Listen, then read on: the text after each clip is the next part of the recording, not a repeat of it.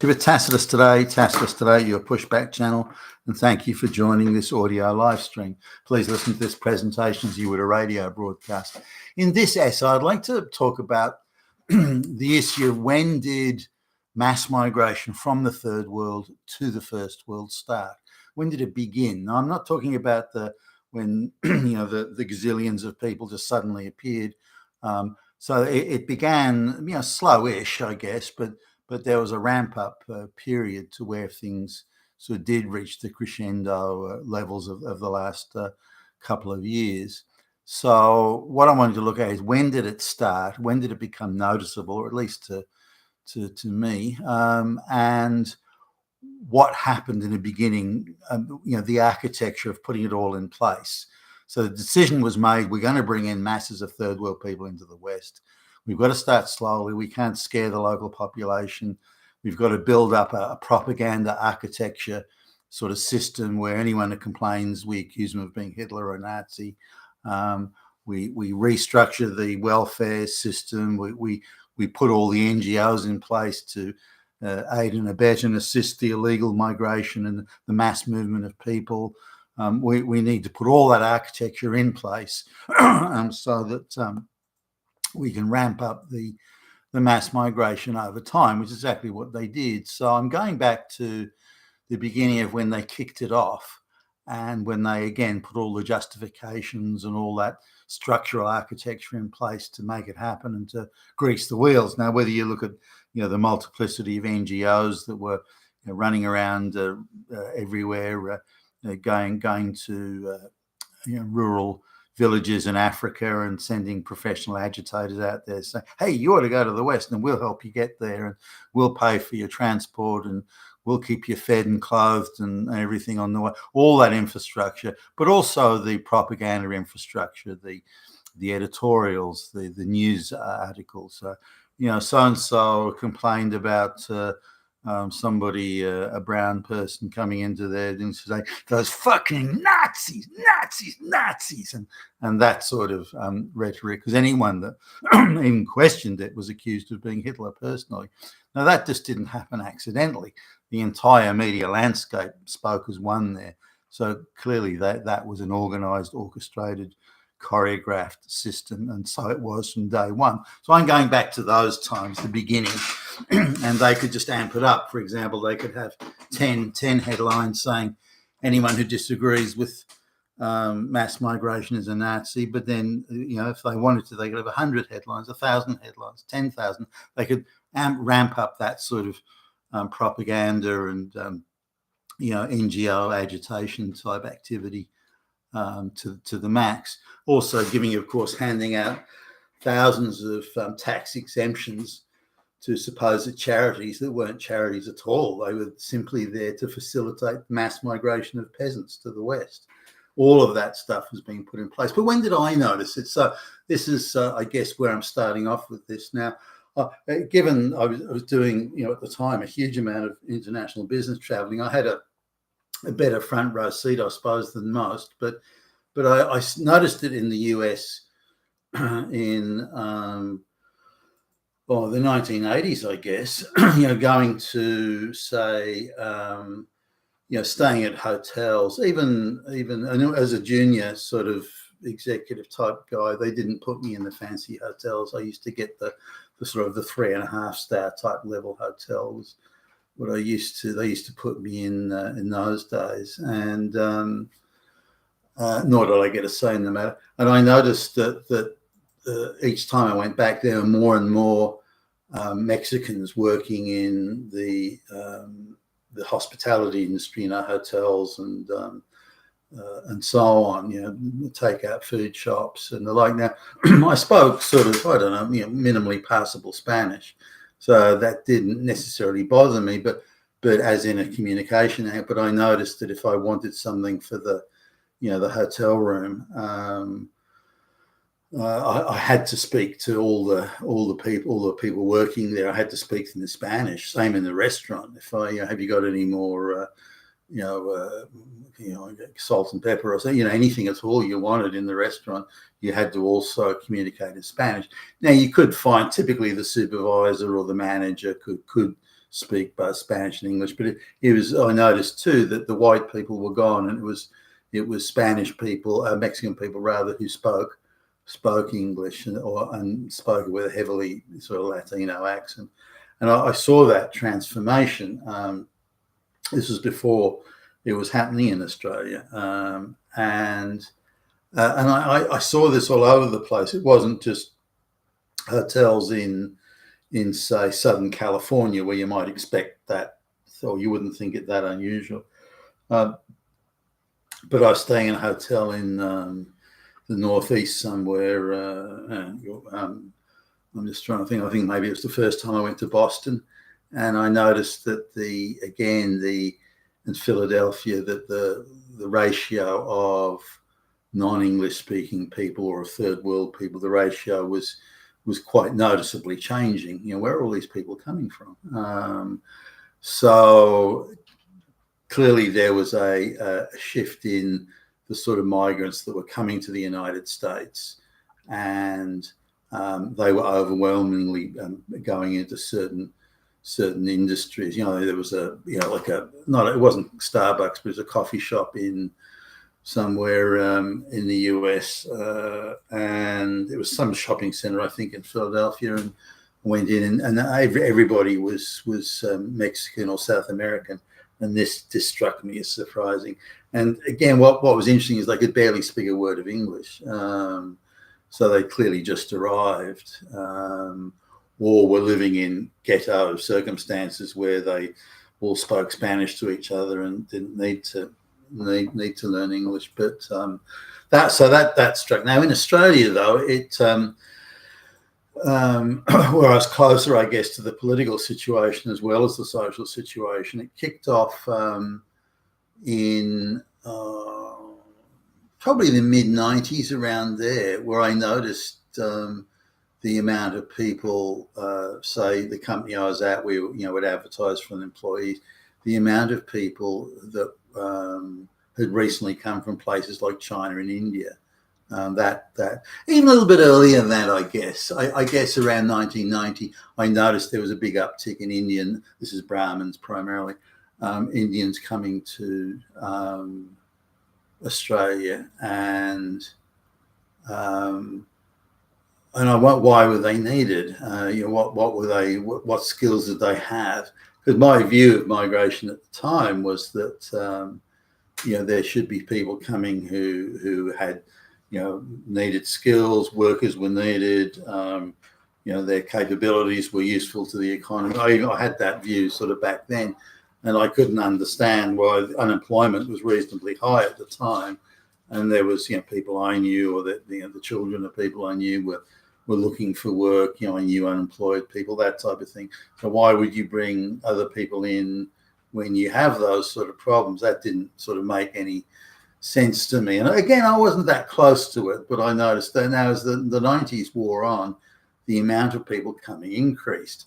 Now the government started to run a propaganda campaign, and this was a centre-right government, by the way, who were clearly globalist controlled as I look back now. But they, the heavies of that party, all their children and relatives were all being employed in big banks and big international consulting firms and given very fancy, well-paid gigs. So clearly the graft and corruption was even on back then. But they came out with a thing saying, well, Australia, the economy of Australia can't grow because there's a shortage of skills. We just don't have the skills here. There's no skills.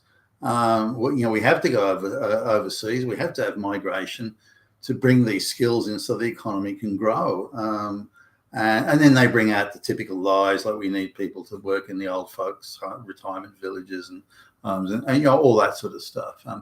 Who's gonna pour your coffee at the cafe in downtown? Everyone had managed fine. All the cafes and had a 100% white, workforce. And suddenly they're not there anymore. These people all just vanished. The lies and the propaganda were, as I look back, outrageous. Now, I didn't believe it at the time. I thought, well, what are you talking about, skills? What skills are you talking about? And there was no explanation. There was just this generic propaganda line. There's a skill shortage. The economy can't grow. As your government, we have a duty, therefore, to bring in lots of people. Now, I didn't. Okay, all right, then I'll accept that. Well, then you must be bringing a lot of skilled people. But no, they weren't. They were bringing in illiterate peasants from China. There were masses of Chinese started to arrive. And they were all rural illiterate, pretty much all rural illiterate peasants that were coming. They weren't skilled people or qualified at anything, and they came in large numbers. Now, on top of that, Chinese Communist Party generals and people who owned these large monopolies in China, where they had rivers of money coming in. They wanted to launder that money and used Australian real estate. So during this period in the 90s, Australian property buying missions would come over where they would buy multiple hundreds of properties in just in just one suburb of Sydney, for example. And the government didn't stop this or place any controls on it, and this drastically began to alter the price of real estate and have other quite noticeable knock-on effects. Similarly, you started to notice that entire restaurants and coffee shops would just, that the white staff would just suddenly vanish, and it would be all Chinese that couldn't speak any English. So now, people I knew who owned coffee shops and cafes, could say, hell, some of them held out and say, hey, we're not going to employ these illiterate Chinese peasants. But the reality is that they could exploit these peasants for huge profit. And say they were put them on probationary workers or interns or something like that, and they could work them for weeks, 4 to 6 weeks without pay. And the very best ones they could keep, the others they could just discard, and they've got 6 weeks of free labor out of them. And so this became the model for any takeout food store, whether it be Indian or Chinese.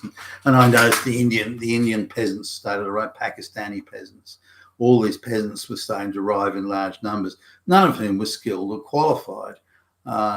So that was when I noticed it. So I began to notice it and ask questions sort of late 80s, early 90s, that sort of time in Australia. But by the mid 90s, it was becoming painfully apparent that the people that were being brought in were not skilled, had no capabilities, were just unwanted, unneeded, unproductive. They were parasites to a rich first world Western economy. They produced, delivered, and created nothing. And that's why I noticed that. But I noticed how absolutely rabidly determined the government was, not only in Australia, but in the United States and elsewhere, Canada, and how rabidly determined white Western governments were to desperately hang on, maniacally hang on to this idea of mass migration, not of skilled people, not of capable people, not of qualified people, but of illiterate third world peasants. And this is where, particularly, I began to realise that, hold on, this is a coordinated, choreographed, internationally choreographed situation here, and has nothing to do with bringing in skilled people. That's bullshit, and total bullshit. And so this was when so it's been going on for, in terms of quantity, even in Australia, which is behind the US in terms of these sort of trends. Even in Australia, it's been going on for not quite 30 years, but about almost 30 years it's been going on. And now when these people first started coming to Australia, at least they could get the lowest paid monkey see, monkey do jobs, that they could do. But they couldn't compete. They would come to Australia without being able to speak a word of English. Now, that makes it tough for them to compete in the job market. Also, they would come with qualifications that weren't recognised in a first world country, or come with no qualifications or no job experience. Many had never had a job that we would call a job in a first world country. And so this meant there was very high unemployment of these people when they came. And just some of the things that I saw, and I felt bad for some of them. They would, there was this Chinese woman applied for a job, and I only met her because the HR people were out or something at the time. But she was saying how hard it was for her trying to get a job. She said she earnestly wants to get a job, but her English was diabolically bad. My Mandarin was, well enough, good enough that I could converse with her, but she had no qualifications or anything, and she says, "Well, I'm willing to learn." Oh, yeah, okay. But I tried to explain to her, look, you can barely speak English. You've got no qualifications or expertise or experience. What can I use you for, really? I mean, just.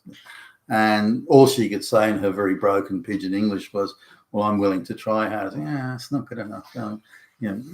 But she had no comprehension of what a first world economy and a first world job market was like. To her, if she earnestly declares that she's willing to try hard, that's hey, that's good enough. I'm earnest and committed, but they had no idea. And the Indians or the subcontinent, even worse, they have a view that if you turn up with your third cousins in a mass group of 20 plus people, and you arrive at the front door saying that you want a job, this is it. Your whole family is supporting you. See, the whole village is supporting me. Look at this support I'm getting. And to them, that's a credential on their resume. I mean, they may not have any qualifications. They may not be able to speak English other than so heavily accented you could barely understand it. But to them, if they turn up in the foyer of the office, 20 of them, that's a credential. Hey, look at my wider family, how much they support me. and they seem to think that's going to swing it for them. So a lot of difficulties and issues in the class. But then the government, and this is all across the Western world, brought out affirmative action and diversity and inclusion and quotas and so on. So these people that hitherto couldn't get jobs because they just simply couldn't compete with the locals, they were just given this massive leg up that you could say, well, you now, all these big companies, all these employers, anyone who does business with the government, they have quotas. They have to employ a certain number of illiterate third world peasants. Otherwise, they can't do business with the government or get contracts or this. And that totally changed the landscape. But all it meant was that competent, qualified white people were being denied jobs in order to give these jobs to illiterate third world peasants. So I mean, what it accomplished for the economy is another thing. If these people were skilled, I mean, if you knew you wanted to come to Australia or America, and what would you do? I mean, if I knew I was going to migrate to, I don't know, Finland or somewhere, I would very quickly arrange to learn Finnish, and would diligently and conscientiously do my very best to be competent. But these people don't do that. These people don't make that sort of effort, and they arrive again. These Chinese people not being able to speak a word of English, suggesting they were part of a wider, people processing thing rather than those who had consciously decided, I want to go to that country and I want to be able to fit in. Maybe they're told, hey, look, there are shitloads of Chinese people there. You don't need to speak any English. Nonetheless, so it goes back quite a ways. That was when I realised that the migration issue was had multiple problems. One, that the people weren't needed. They had no skills. They were illiterate. The government was lying to us back then. I mean, lie upon lie upon lie. And it was internationally coordinated, these lies. And then in order to help and assist these people fit in, because they weren't needed, they weren't qualified, they couldn't speak the language, then the white government, again, under globalist guidance, and I know what we'll do. I know how we'll fix this problem of having all these illiterate, unemployable peasants. We'll just make white people have to give way. So we'll just deny jobs to white people so they can have jobs. What? I mean, the insanity of that. And what struck me was this whole migration thing was being pushed on the people, the white people of the white West, pushed on these people without their consent. That's why I in fact started this channel. After a while, it just irritated me to the point where, well, the local people haven't consented to this. If you want to have mass migration, guess what? We're going to have millions of illiterate peasants coming in. And guess what? On top of that, we're going to take away your jobs and give it to them. Let's have a referendum. Let's have a vote on it. Of course, it would be crushed in any referendum. And you'd be lucky to get more than a few percent would vote for it. So this is when I noticed, so nearly 30 years ago, and even before that, I was having my suspicions about what was going on. It just didn't seem to add up. Didn't seem to make any sense. These people weren't didn't have skills or capabilities that you wouldn't get anywhere else. Some of them might have been cheaper, but that's all. And most of the qualifications that these third world people had weren't worth a pinch of shit. I mean, seriously. I mean, they were corruptly acquired through bullshit corrupt colleges and so on. So that was it. 30 years ago was when I was absolutely convinced, okay, this is a real problem here. And when I realized that this, again, was internationally choreographed and where our own government was working very hard to deceive us. Also, the editorials and even you'd say the centre-right newspapers had all these editorials. These third world peasants, they have a right to a first world life as well. They too have a right to a good life. They do? What right's that? Tell me about this right they're supposed to have. Now, are they entitled to a right to a first world lifestyle, which takes away something from me? Then why should I support that? If it adds something, I guess. Now, looking at the people that do support the mass migration, other than, the big business that want masses of cheap labour, that sort of thing. If you go to pretty much any wealthy suburb in Australia, which is 99% white, people have well-paid public servant jobs for life. They're on high incomes. They live in luxurious mansions, that sort of thing. They seem to be universally in support of mass migration, but they don't suffer any of the ill effects of it. And the mass migration, they get cheap lawn mowing done, cheap pool cleaning, and cheap house cleaning and that sort of thing. And as I've sitting in the top of the range Merc next to a guy who lives in one of these mansions. We're driving along and he's talking about how wonderful mass migration is, but he adds, but I don't want any of these people, the mass migrants, I don't want any of these people anywhere near where I live. I don't want near where I am. I don't want them dating my daughter or that sort of stuff. I don't want them harassing my wife as she goes jogging in the nice, clean, manicured, tree-lined street of our suburb. Doesn't want any of that, but he does want the cheap labour and believes himself to be virtuous by saying that mass migration is a good thing. So I'm going back 30 years. And even people like Matt Goodwin in the United Kingdom, they seem to think it's somehow a 10 to 15 year problem, maybe 20 years at the very outside. Now, sure, the huge numbers that are coming into the UK at the moment, which has been over the last sort of recent several years, but the reality is that the mass migration structure, or the architecture of it, the organisation of it, the mass spread of NGOs, all this sort of stuff, this was put in place, outside of the US in the early to mid 90s, and even earlier than that in the US. Why did Ronald Reagan give amnesty to millions of illegal Mexicans? I mean, Reagan was part of that globalist program. I mean, his main job was to try and bring down communism, not to stop communism, but to permit the spread of the globalization project. And he, I think, was really a pawn in that game at the end of the day. Why was Ronald Reagan in such support of no-fault divorce, where she gets everything and he's left with nothing? Why was, because that was a huge, that was a death stab against the family unit and the marriage contract. So a lot of the building blocks to what we see is modern day globalization ideology. Ronald Reagan was very much part of that. Now, he came out with some great sayings like, what's one of the most scary things you ever hear is, I'm from the government, I'm here to help you. Sure, he can't, but if you look at what he actually did rather than what he said, much of what he did was very, very pro-globalization, and again laid a lot of the foundations for the globalization we see around us today. You've been Tacitus today, your pushback channel, and thank you for listening.